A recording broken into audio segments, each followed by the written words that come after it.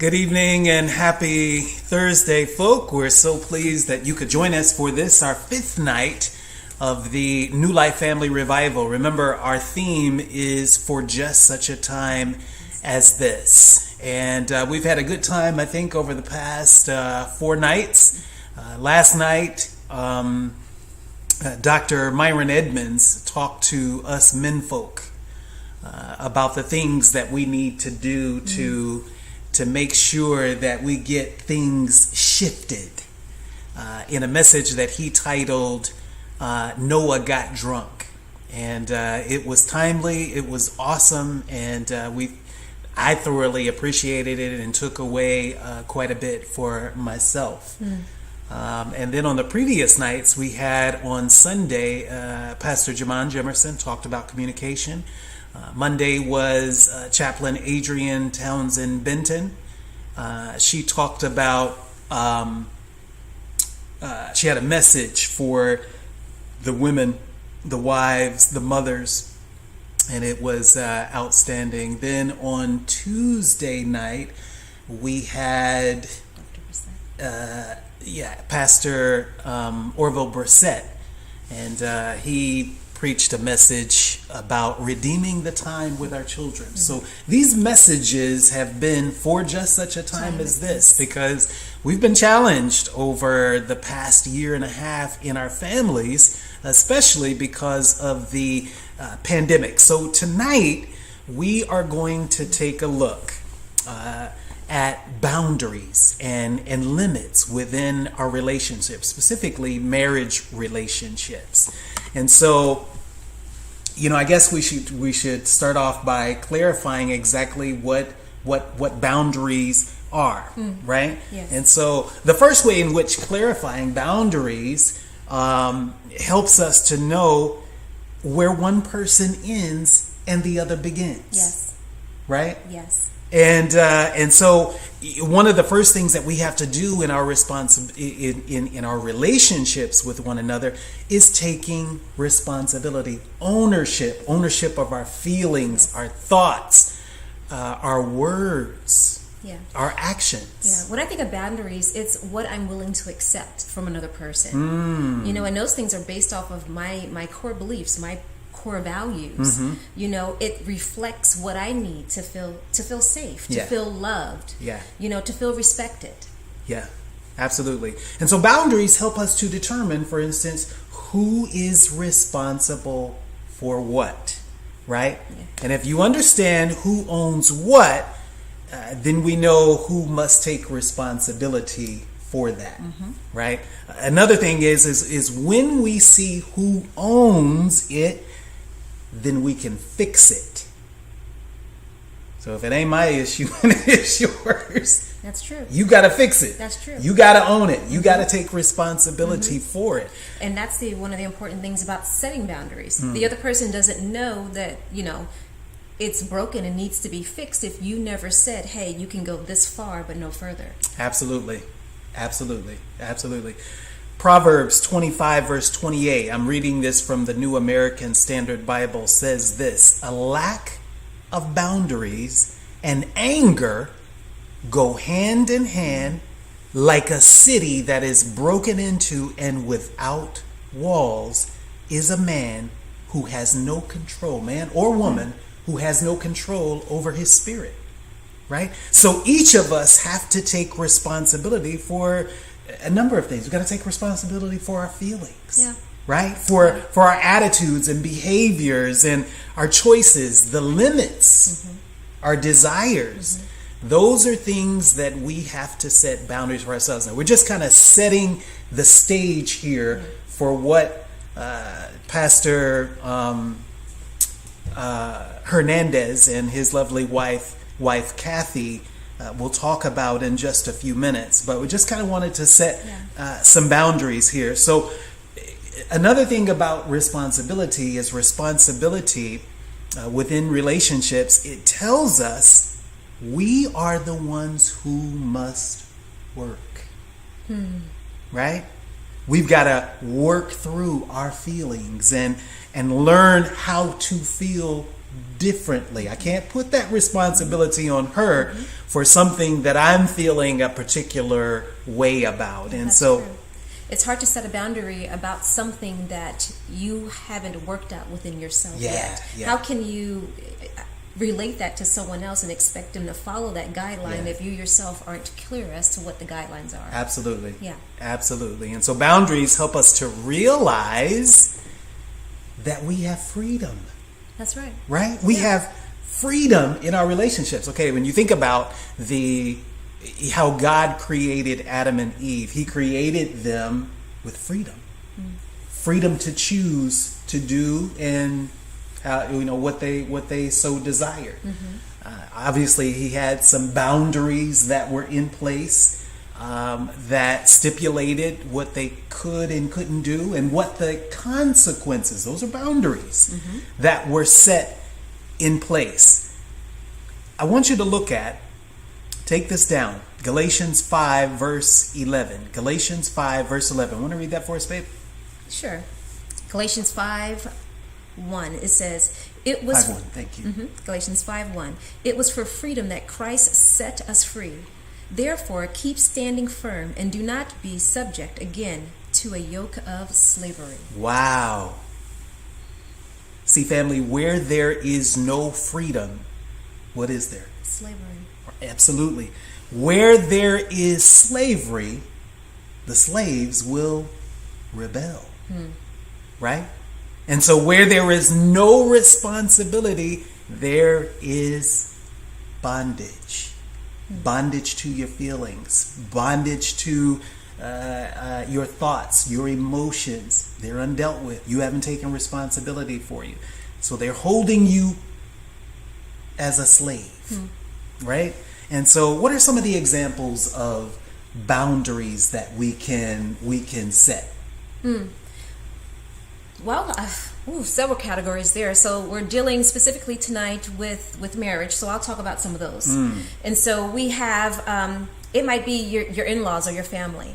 Yeah, an example of setting a boundary could be, how often do we visit them or they visit us? And, and how that visitation looks. Are they free to come over whenever they feel? So that's a boundary that you have to sit down and you have to talk about, and you have to negotiate and come to a compromise with that, and then explain that to your in-laws and family so that they know what the boundary is as well. Absolutely. It could be personal privacy. Just because we're married doesn't mean that you have the right or I have the right to go through personal things, phones, emails, diaries, things of that sort. No, you can't. No, I'm just kidding. It could be communication. There should be zero tolerance for yelling, name calling. What about being words? Words, yes. Set boundaries on that. So some people have grown up in households where they were used to being called everything but their name. Yeah. And it's good to set boundaries. Say, I will not respond when you call me such and such. You see what I'm saying? Yes. It could be something about, even physical space. Zero tolerance for violence. Yeah, true. That's Absolutely. a boundary you have to set. Yep. It could be something about relationship rules. Expecting trust, loyalty, respect. Well, now wait a minute. Now we're talking about something that's in Scripture. Because if you think about it, the 10 Commandments are boundaries that are in place. Beautiful boundaries. And it speaks to the relationship between us and God and us and each other. Right? And so the last 6 of those 10 Commandments speak to, hey, no cheating. No lying. That's right. No coveting another person's goods. Right? Honoring your mother and your father. Right? And so it speaks to these things. There are boundaries that are set in place. Hey, there's a boundary of truth. Right? Yeah. Because when we come into a relationship, right, being honest and truthful about ourselves and what is going on in the relationship provides boundaries. There should be transparency and zero tolerance for lying. Right. Absolutely. Yeah. Absolutely. I'm going to read this one verse to you, and then we're going to have the music for this evening, and then step right into the presentation by Pastor Hernandez. Would you read that for me while I Yes. set this up? Where are we? Ephesians 4:25 says, "Each of you must put off falsehood and speak truthfully to his neighbor, for we are all members of one body." Amen, amen. And so we're going to have some special music by Sister Sherry Jackson, and There Is a Savior. And then we'll step right into the presentation by Pastor Hernandez and his lovely wife, Kathy Hernandez. Amen.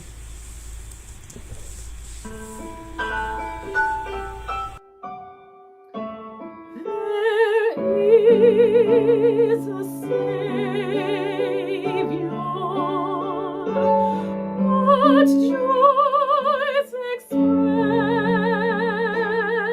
express! His eyes are mercy.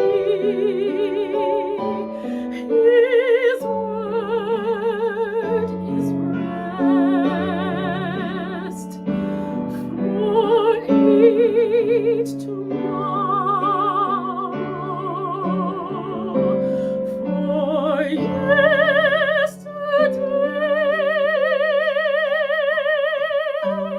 there is a Savior who lights our way. Are there burdens in your heart? Is your past a memory that binds you? Is there some pain that you've carried far too long?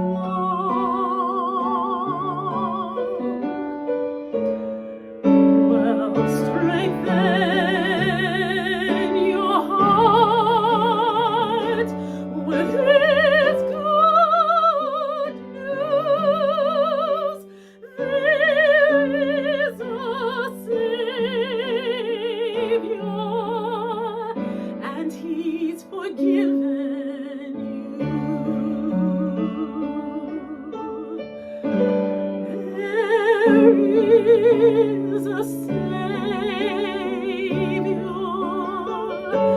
What joys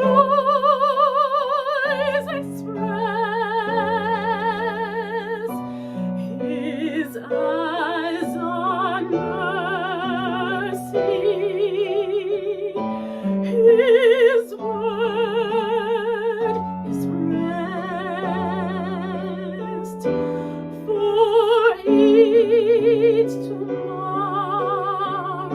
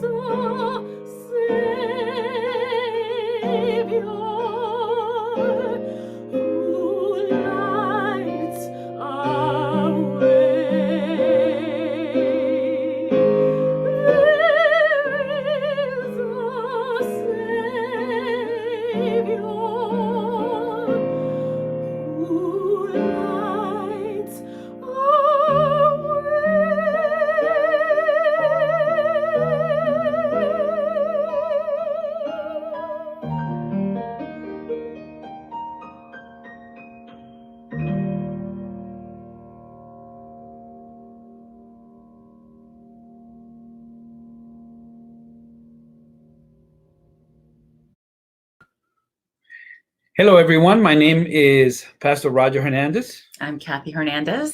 and we're very glad to be with New Life today. Thank you so much for the invitation. We really appreciate it. Pastor Hughes and his beautiful wife have invited us. Correct. Tony. Tony. Yeah, and, Pastor Chris. And we are very thankful for the invitation. And we're going to talk about limits. Correct. Yep. Okay, we're going to talk about limits. We're going to talk about boundaries. Probably coming out of this pandemic, couples are trying to figure out what boundaries they used to have that they no longer have. Mm-hmm. I can think of some boundaries that were obliterated by the pandemic. Correct.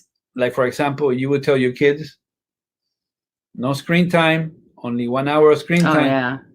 And now they're doing. At school, everything's on the screen. Correct. Mm-hmm. So how do you have boundaries with the mother-in-law that comes in to live with you and goes like this to see if there's any specks of dust in your phone, right? What do you do with your brother-in-law that moved into the house and can get a little flirtish?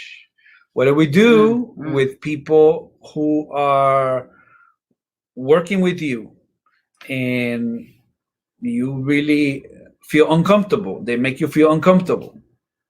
What kind of boundaries are important for us to set? So I'm going to dive right in. I'm going to read a couple of scriptures because our basis is the Bible, and since my beautiful wife can read much better than I'm going to allow her to read a couple of passages that are really relevant. The Twitter of the Bible is the book of Proverbs, correct. and here are two of those hard-hitting passages. Okay, this is not for the faint of heart. Let's go with the first one. Our first one is found in Proverbs chapter 19, verse 19. It says, a hot-tempered person must pay the penalty. Rescue them, and you will have to do it again. Okay. I'm sure I know we've been in that situation more than once personally here in our family. Mm-hmm. Here's another great verse. Proverbs, once again, this time chapter 25, verse 17. Seldom set foot in your neighbor's house, too much of you, and they will hate you. That's a great one. All right, so let's Some boundaries. We need some boundaries.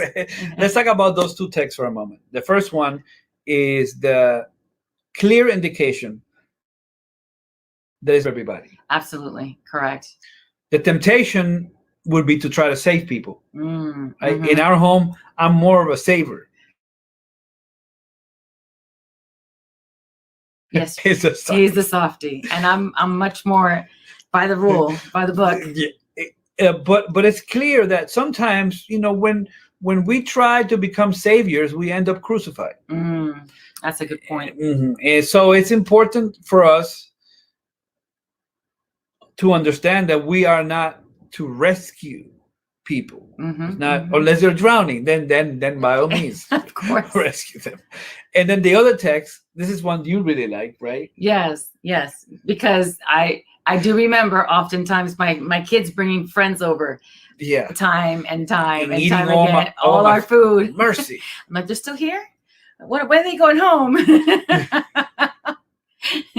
Overstay the welcome. Yeah. And there's always somebody that comes over at Christmas, Thanksgiving, that you're like, okay, it's time to go. And you send like hints. They don't understand boundaries, right? You send like little subtle hints. I'm like, well, I'm gonna wash dishes now. Okay, go ahead. I'll wait for you to finish so we can continue the conversation. So why is it important to set limits?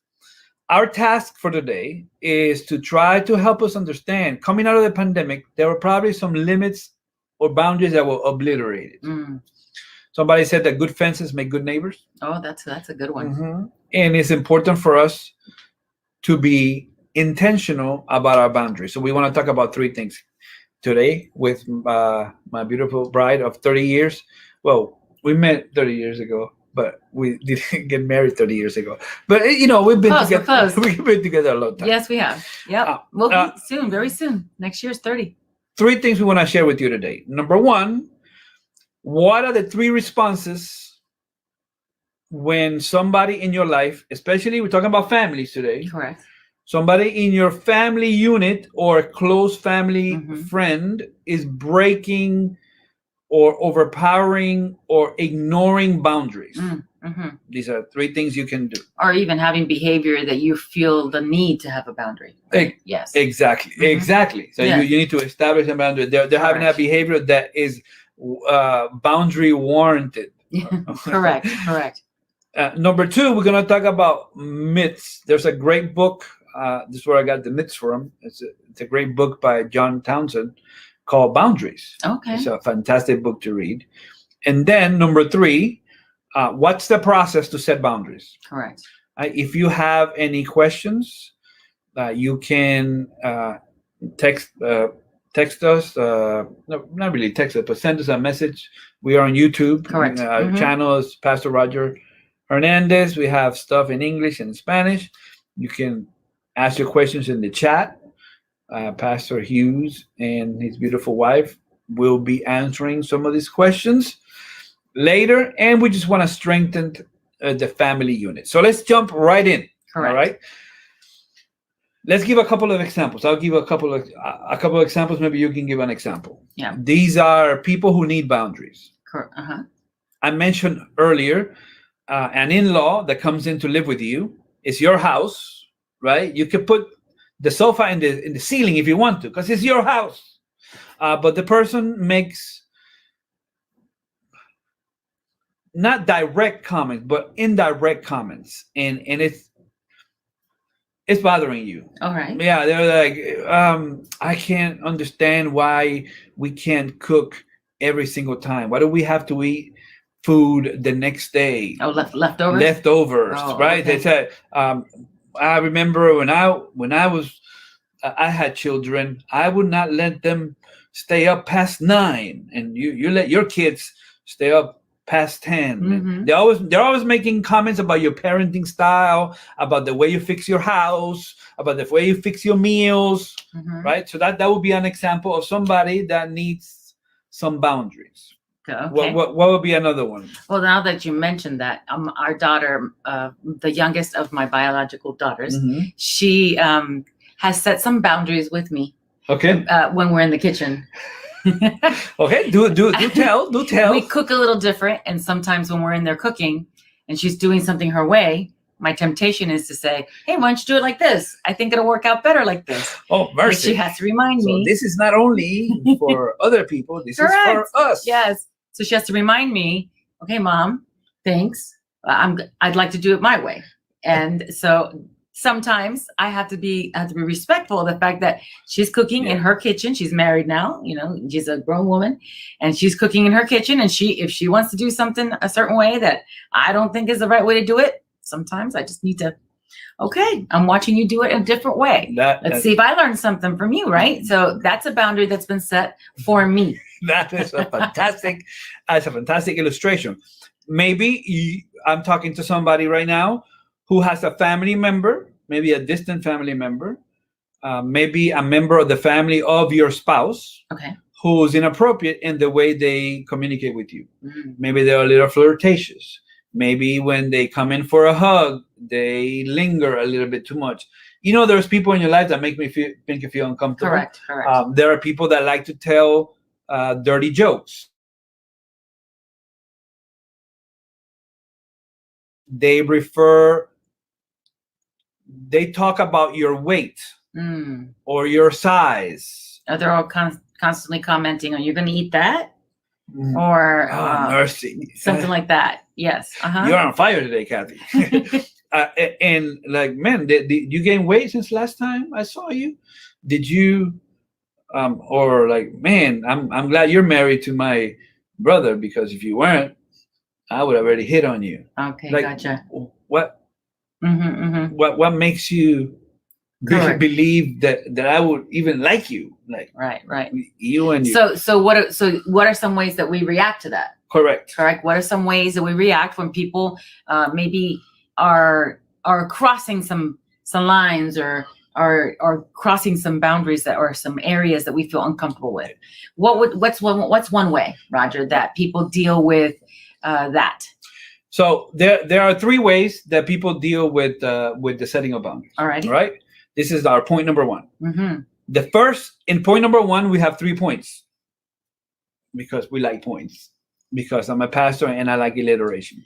So the first thing you can do, which would be not a good thing to do, is that you tolerate it. Mm-hmm. Right? You tolerate it. You're like, this is just who they are. They're always flirtatious. It doesn't matter if what I say, they don't respect what I tell them. That's just the way she's always gonna be. Or I don't really feel like having a discussion. Mm-hmm. Or I'm the type that's not confrontational. So I'll just tolerate it. I'd rather, or I know that if I, mention something, it's going to turn into something much bigger, or they're going to get hurt, or they'll be upset. So I'll just tolerate it. So these are, or sometimes you might even feel uncomfortable. Yeah. Like you as a person feel uncomfortable confronting it. So you'd rather tolerate it. Yeah. Some of us don't have the gene of confrontation. I'm talking to somebody right now. Some of us don't have the gene of confrontation. Some of us would rather tolerate dysfunction than work through the difficult issues to achieve the opposite of dysfunction, which is function. No. Healthy relationships. Exactly. Correct. Yes. So that's one way to deal with it. Uh-huh. Right? If somebody says something inappropriate, somebody does something inappropriate, somebody behaves in a way that's inappropriate, that needs to be some clear boundaries. One way to deal with it is to just accept it. Tolerate it. You tolerate it. But you and I both know, Roger, that can only last so long. Absolutely. That can't go on forever and ever. That starts to get old, or it will build up. And what are some reactions that people have? And when they're just constantly tolerating and tolerating and tolerating. The blow up eventually is bigger than if you had the difficult conversation earlier. So you want to avoid the blow up. Okay. That's why you tolerate it. But eventually it's going to blow up. And when that blows up, it's going to be bigger than the blow up you would have had. Or you thought you would have had. Exactly. Yeah.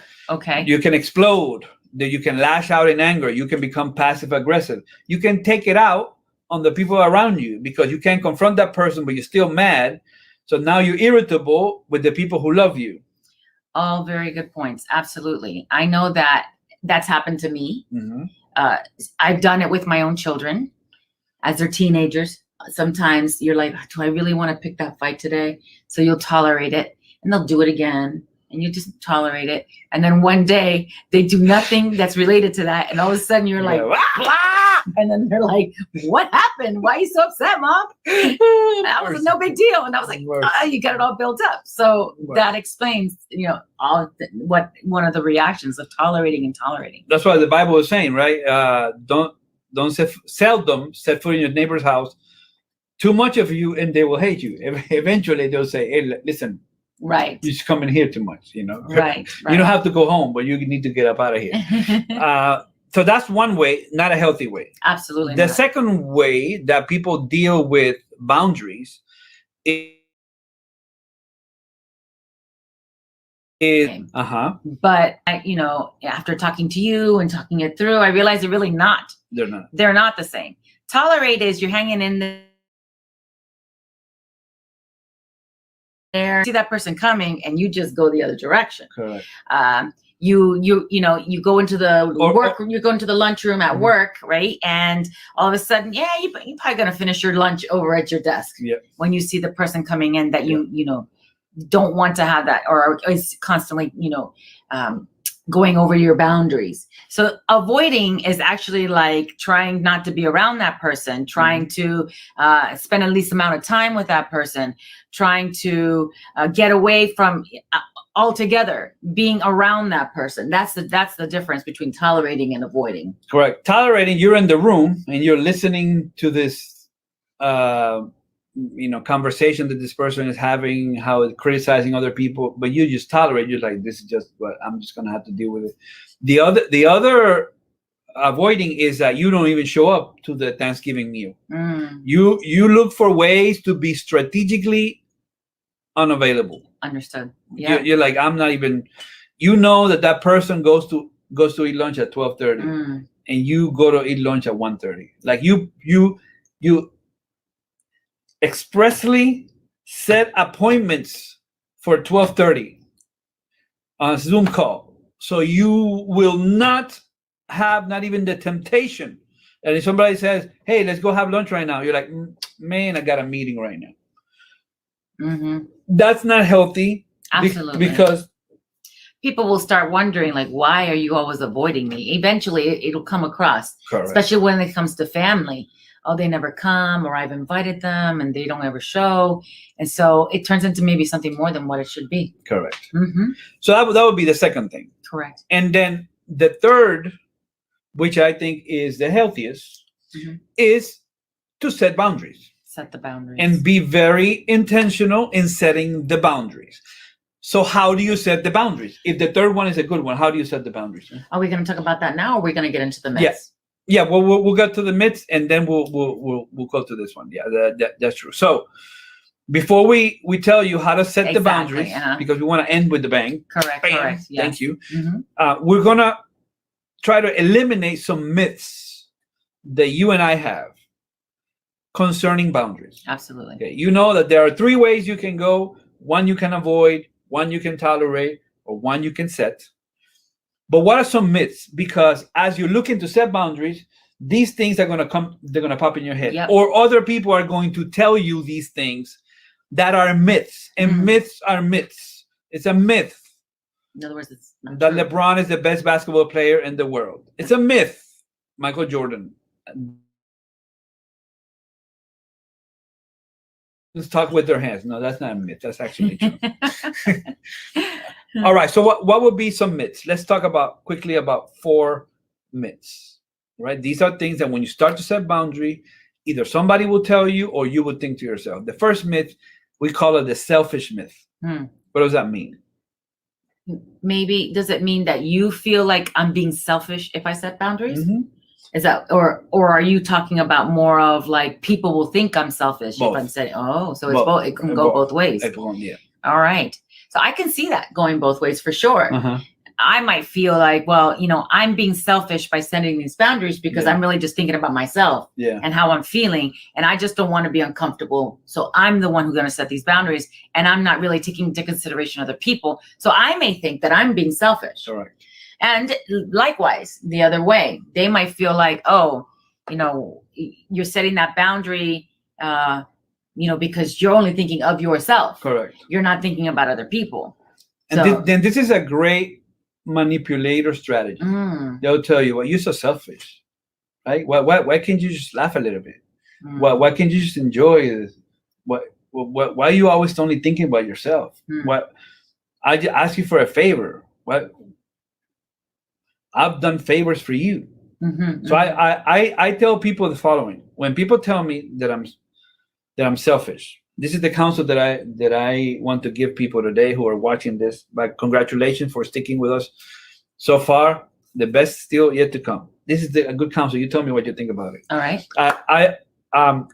If you're feeling selfish or somebody's telling you that you're selfish, and then they will tell you something like this: man, I've done many favors for you. Why can't you do this favor for me? They say, hey, can you give me a ride at 5 o'clock in the morning? And you are going to be up working till 12. So you don't want to get up at 4 because you know the type of day you're going to have. But you say, I cannot do it. So they tell you, man, you're so selfish. After all that I have done for you. So here's the problem. Here's the problem. You have to ask that person, and you have to ask yourself, so what you did for me, was that a gift or a loan? Oh, that's a good one. For sure. Yeah, because if it was a gift, I'm not always going to remind you of the fact that I gave you a gift. Exactly. But if it was a loan, then at some point... you want to get repaid. Correct. Like, it doesn't mean that the loans don't help you. Like, loans help you too. Absolutely. But at some point, I'm going to cash it in, right? And some people are like that. They're going to try and make you feel selfish because they will say, hey, after all I've done for you, this is not selfish. Setting boundaries is not selfish. In fact, it is consistent with biblical teaching of being good stewards. You don't have unlimited time, effort, energy, mental capacity, emotional fortitude. Any more words? No, I think you covered it all. You're not unlimited. You don't have unlimited, Absolutely. and because you don't have unlimited, you have to have some boundaries. Because if you're not, you're gonna burn out. Now, I want to make something clear. Someone asked you once to do this for them. Yeah. It's just it's a constant, right? Like it's somebody who's not respecting your boundaries or not understanding, and they do it more than once. You know, when someone does it first often, or they wait till the last minute to ask for a favor or to try, you know, and then if you can't do it, they make you feel bad, you know, like you couldn't help them. Or They want you to like that. drop everything you're doing Yeah, so you can help them. correct. And then if you don't, they call you selfish.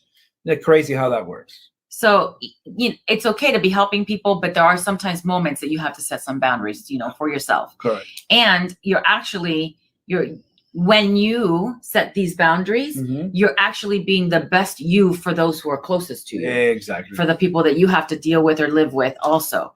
So it isn't necessarily being selfish. You're actually doing yourself and those who work with you, live with you, you're helping them to have a better version of you. Absolutely. By not overextending yourself all the time. But that's, I believe, that's myth number one. Let's go. Let's run through this last three pretty quickly. Number one is selfish. Number two is a myth that true, right? Boundaries. I bought some property, and there are some, you know, there's some properties that you have 2 lots in one, Okay. and you can subdivide, or this lot you can subdivide. There's a boundary now where your property is 1 acre, but you can subdivide and make 2 half-acre lots. So this concept of that boundaries are forever. Just because you told somebody, no, I cannot serve in church right now because I'm in a very busy season, doesn't mean I'm not going to be able to serve later on. Or 6 months from now or something like that. Okay, understood. Correct. So that's a second myth, that boundaries are permanent. You own the boundaries. And because you own them, you can change them. I like that. I like that a lot. Very good. Yeah, they're not permanent. They're not permanent. malleable, depending on the situation. For example, right now, my time is a little bit more limited. Correct. Because you're studying for a certification. Exactly. I'm studying to become a certified meeting planner or professional. And I now have specific boundaries on my time. Like this is my reading time. This is my block of time. This is not going to be forever. Yeah. This is just for a season. This is just for a time. And I don't want, you know that. It can feel like it's forever, right? Yeah. But it's not. It is a season right now. So I have to set boundaries in order to be able to study and do well on the exam. Number 3, the myth is that boundaries are going to make you feel guilty always. Okay, this is a myth because how is that different than selfish? Okay, selfish is just for me. Right. But they're connected. Selfish and guilty are connected. But sometimes I'm guilty even though I don't feel that I'm selfish. Okay, I might feel guilty because of how it affects you. Okay, yeah. So you're saying to yourself, I have to put this boundary, but I feel guilty that I have to put this boundary because of how you're going to feel once I put this boundary. This often happens with our children as well. I feel I at least I remember that when I had the kids at home. When I put some boundaries, sometimes I would feel bad that I had to set these boundaries, and it wasn't pleasant to have to do that. But if I didn't, things would get worse for them. Correct. And then number 4, myths are so that. And this, once again, is a tool of the manipulator that because you're setting boundaries means you're mad. That's a myth. Okay, correct. Why you mad? Why you mad, bro? Why you mad? For example, we were talking earlier about an inappropriate comment from somebody in your family towards you, towards your body, towards your height, towards you with a part of your anatomy.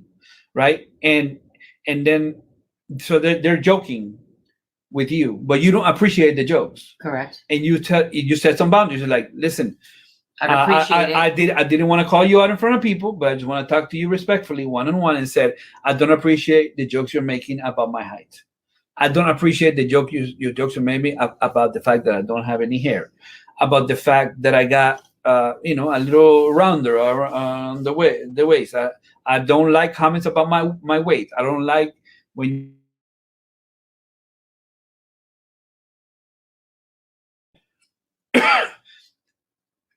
Someone might miss. a manipulator.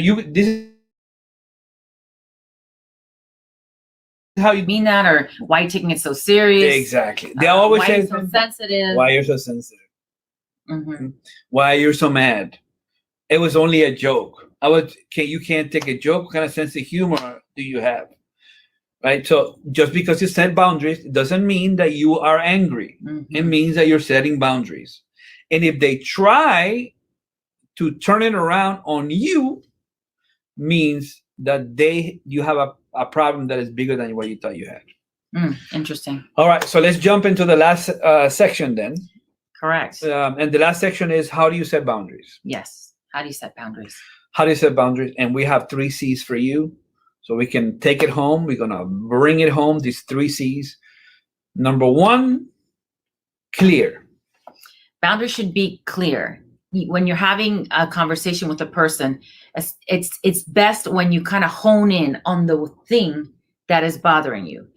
Don't go at them with a bunch of stuff. Just try to figure out what is the one thing really that you really need for them to stop doing. Mm-hmm. Okay, or that you wish would change. Don't beat around the bush. Correct. Yeah, go straight to it. Yes, or don't paint a huge picture with a bunch of stuff. Just pick if there was one thing that you could ask them to change, stop, or whatever. Or start, right? If you could do that, what would that one thing be? And let that be the boundary. Yeah. So you're clear. Very clear. You're like, I don't appreciate, it is hurtful to me when you do this or don't do this. And I'm asking you to please stop it or start it. Or, for example, a normal one with the kids. It's like, we're going to bed at 11 and you're playing video games and watching movies with your friends till 3 a.m. The boundary is, number 1, that's disrespectful, number 1. The boundary is, you're out of school, you're 16, 17. I don't mind if you stay up longer than us. What I would like to ask you is that I don't want to hear the movie in my room. Correct. So that is a clear boundary. Mm-hmm. Right? Oh no, because if I don't hear it, I don't feel it, it's not the same, and they start fighting with you. You have to be clear on the boundary. Listen, those comments are inappropriate. I'm going to ask you not to do them.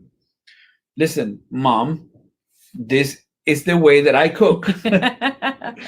Correct. This is my kitchen. Right. Okay. I will ask for you. I love you so much, Mom. I love you so much. To tell me how to cook. Tell me how to cook in my own kitchen. Correct. Right. Clear. Mm-hmm. The depth and the connection that you have with that person is going to be determined by the ability to have difficult conversations. You cannot go the rest of your life without having difficult conversations. Put that in the chat, write it down. Is important. So it's important to be clear. People should respect your boundaries. Yeah, they should. They should respect your, and they should not.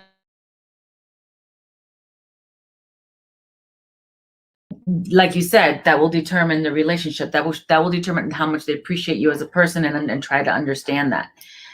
And if they don't, then you probably need to just think about, okay, this relationship needs a little more work. Yeah. We need to work on this. We need to build on this. What are some boundaries that maybe you and I have set? Can you think of one that we can give an example? That's been clear, a clear boundary. One of the clear boundaries is, whenever your mom used to call our home when we were first married, and every time after that conversation, you would be crying, and then you would come to me and tell me, this is what she said, and I would hear you talking to her, and you will cry every single time, Mhm. which affected our relationship. And then one day I took the phone and I said, please do not call here again. Until the conversation's the positive one. Correct. Correct. If you cannot have a positive conversation, do not call here again. And that proceeded to elicit some interesting reactions from the other side. Absolutely. I thought they thought I was Fidel Castro and stuff like that. But things it worked. it took a minute. It took didn't a minute, and it wasn't easy, but it worked. but it finally did work. Clear, Mhm. right? Clear. You cannot use the phone after 10. Clear boundaries. Correct. Clear. The clearer, the better, right? And if somebody cannot respect your nose, that person is not your friend. Like people say, well, this is another myth. We didn't talk about this myth, but people say, well, if I tell them no, or if I refuse it, or if I make a comment, then it's going to affect our relationship. If somebody gets upset because you correct them or you tell them something that's a boundary, that relationship was already in trouble Mhm.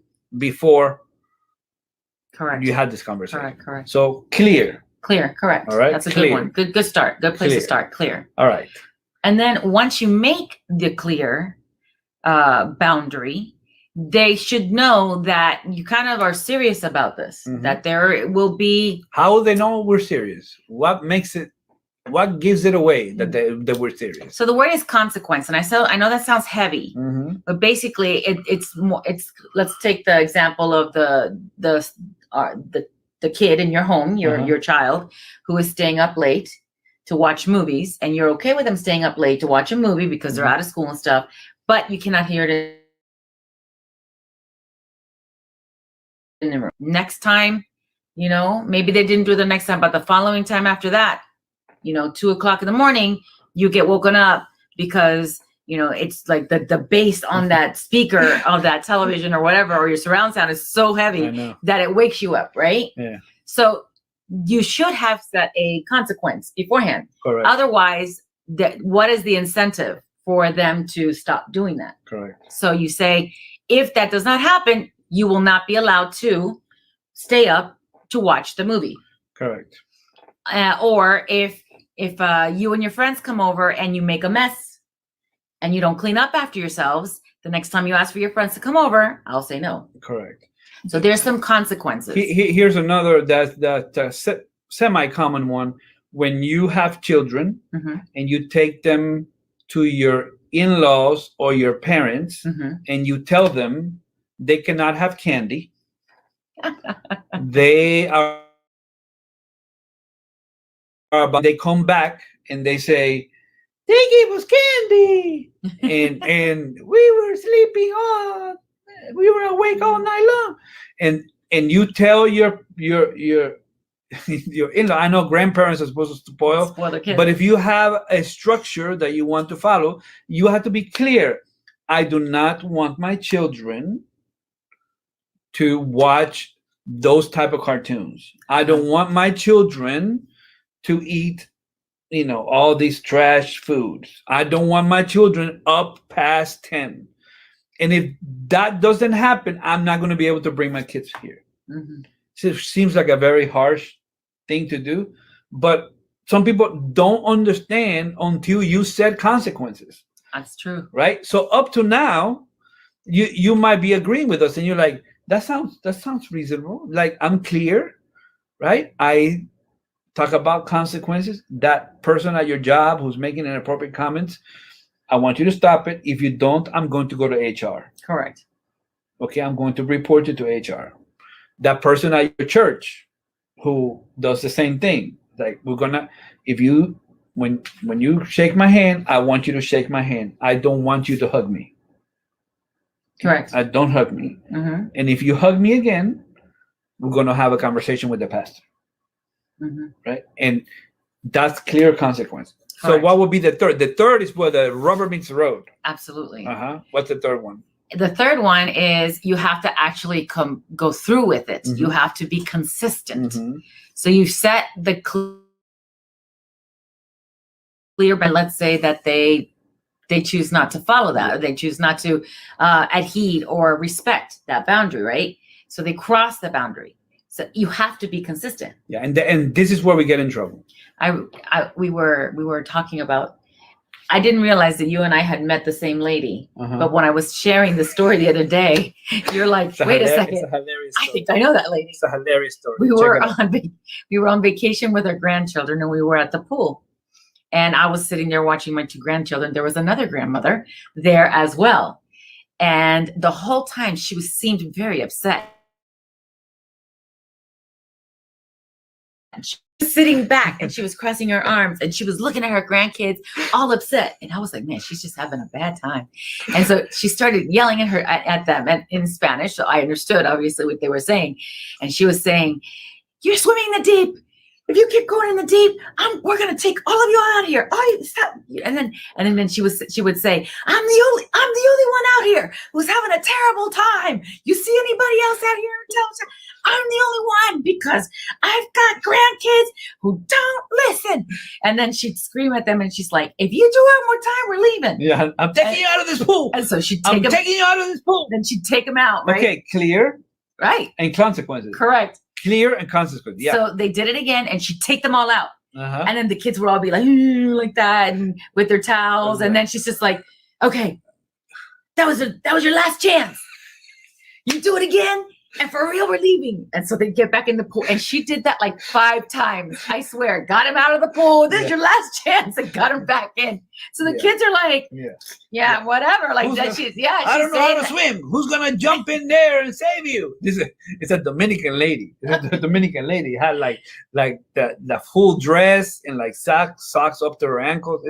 It's up to her knees. It's like the whole, if you think about how a Dominican grandma looks, it's her. It's a stereotypical Dominican grandma, and she would say, if you swim further than the 4-foot line, I'm gonna take you out of this pool, and you're not gonna be swimming again because I can't jump in there. If you start drowning, I'm gonna drown too. And the kid would get like softly, and then get closer, and then what? But he passed the line. He's like, "Get out now!" And then they do it again. It was terrible. And the problem was because she never came through with her consequence. They were like, "We'll just keep pushing it. We'll just keep pushing it because she'll get mad, whatever. But we'll get to do what we want to do anyway." And that happens, sometimes even in marriages. There's something that you don't like, that you don't appreciate. You set a boundary with your husband or your spouse.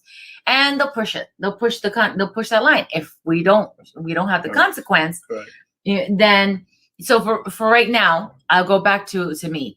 If I don't get the reading that I need to get in by a certain time, my husband has this thing called tickle time, which helps him relax every night. And without his tickles, on his back, he can't go to sleep.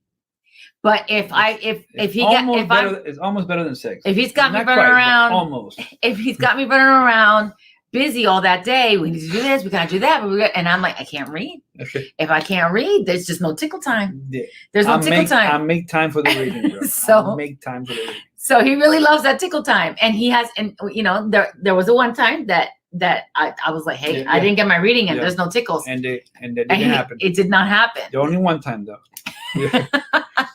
So there's a consequence for that. Here's a summary, Kathy. The main point of John Townsend's book that I appreciated, he might have other main points, but the main point that I appreciated is that boundaries make you free. Wow. Right? They're free from expectations, free from impositions, guilty, free from guilt, free from having to tolerate craziness in an ongoing basis. It makes you free. And not only does it make you free, it blesses the other person too. Because we sometimes assume, why is this person like this? I'm just going to pray for them. Because they should know better. And we believe in our hearts that they should know. Remember I told you the other day that I had a church member that had like a needle. He would poke at you. He would stick me with the needle after church. I know that sounds crazy. That's actually happened. Weird. It's like a weird it was like a thing. joke. He thought it was funny. So So- he'd come and poke him in the side with the needle in his and finger. I tolerated it. Right? Then I avoided it. And then one day I stopped him and he was upset about it. He thought it was a joke. Right? We believe that if we put limits on people, that they're going to get upset, but this is actually blessing them. Right? This is blessing them. This is helping them because they don't know this behavior is affecting other people the way they do until you tell them. Absolutely. And many years later, I've had conversations with people who have thanked me. Thank you for telling me this. Thank you for helping me in that. Because at that point, I did not get it. But now I do. Yeah. All right? Boundaries make you free. So we want to pray for you. And we are praying that you may continue to grow in this boundary setting. And as you're coming out of the pandemic, whatever boundaries were thrown on the ground, you can rebuild them. And whatever boundaries did not exist, you can build them. Be clear, right? Talk about the consequences and be consistent. Absolutely. Right? We're going to pray for you now. And once again, if you want to reach out to us, we have a YouTube channel. Yeah. We have lots of stuff in English, lots of stuff in Spanish. We want to help couples. We want to help your relationship. And thank you once again for the invitation. Kathy, will you pray for all the people who are watching right now? Definitely. Heavenly Father, this is a topic that can be difficult for many of us because of how uncomfortable sometimes it feels to have the boundaries or to set boundaries. But at the same time, Lord, we know that it's important. We thank you, Lord, for giving us your word. And in your word, you've even set boundaries for us so that we could be happier, so that we could be safer, so that we could be closer to you. So, Lord, because you have given us the example to begin with your word, and with the life that you want us to live, we just ask that you can help us grow in this area. And as we're coming out of the pandemic, lots of things are going to be changing once again. Help us, Lord, to be able to set the boundaries that we need to set in order for us to be healthy, whole human beings, Lord. And that way we can create that same environment for those around us as well. We ask these things in your name, Jesus. Amen. Amen. Thank you very much. May you be blessed. And remember, if God is for us, those who are against us are wasting their time.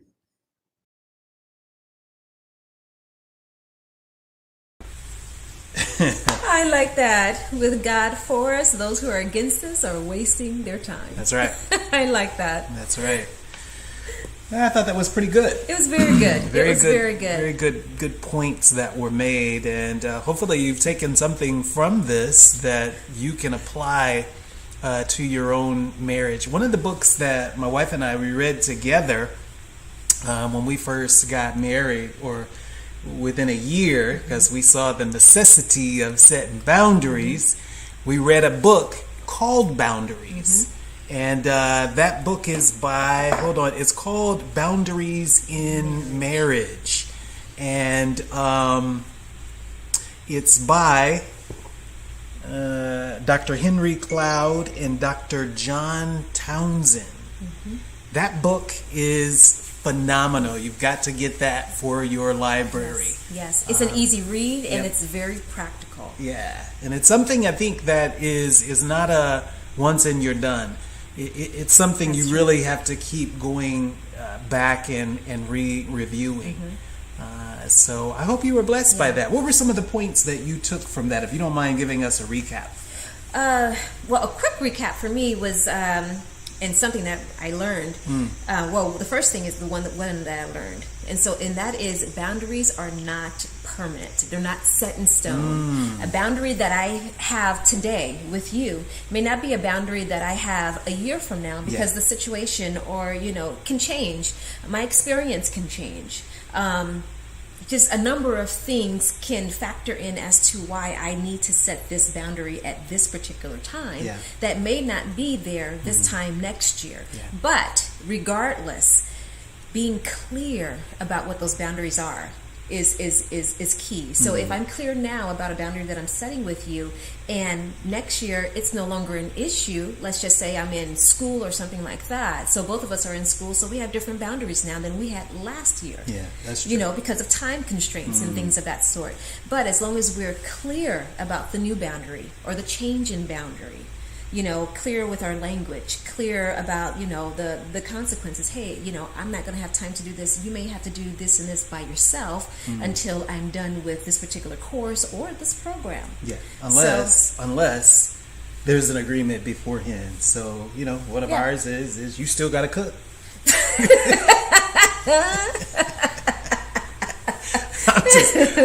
I say that in jest, but even that is an example of a boundary. Right. Right. And I really like how they brought out be consistent. Yeah.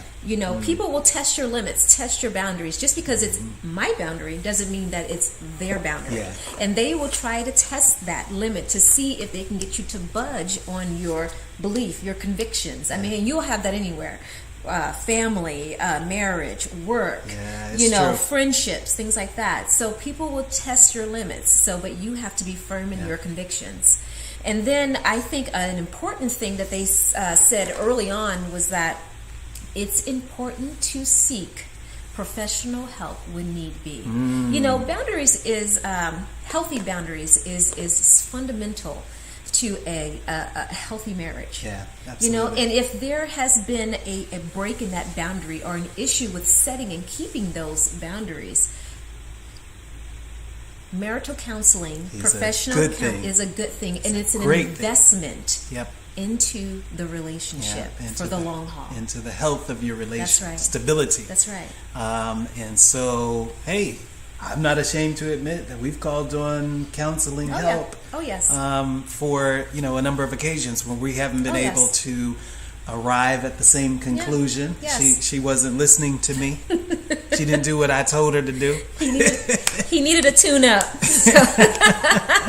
So we've called in counseling. Yes. Now the good thing for you guys is that the counselors that we called in are the very ones who will be on tomorrow and Sabbath. Throughout Sabbath. Doctors David and Beverly Sedlacek. And just wrapping it up for tonight, we're going to be looking at several themes over the next 4 meetings. Well, during this seminar, 4 things that they're going to cover. Give me a moment while I just bring that up really quickly. But one of them is forgiveness. Very important. And so, hold on one second. There we go. Okay, so the importance of embracing your story.